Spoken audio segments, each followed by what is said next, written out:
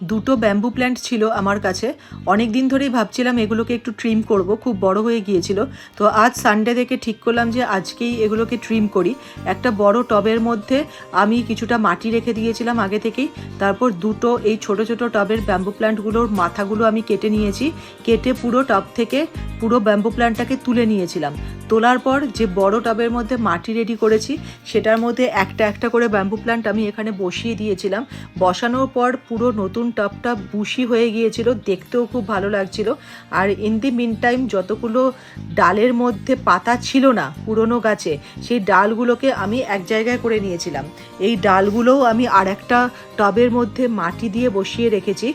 কিছুদিন পরে এই ডালগুলো থেকে নতুন পাতা বেরোবে, আবার নতুন ব্যাম্বু প্ল্যান্ট হবে, সেগুলোকে আমি নতুন জায়গায় ট্রান্সফার করব।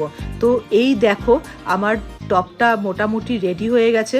আমি ভালো করে মাটি দিয়ে নিয়েছি। মাটি দেওয়ার পর সব গাছগুলো বসিয়ে আমি জলও দিয়ে নিয়েছি। তো এইভাবে কিন্তু তোমরাও ব্যাম্বু প্ল্যান্ট বাড়িতে রাখতে পারো। ইনডোর ব্যাম্বু প্ল্যান্ট দেখতে কিন্তু খুবই সুন্দর লাগে।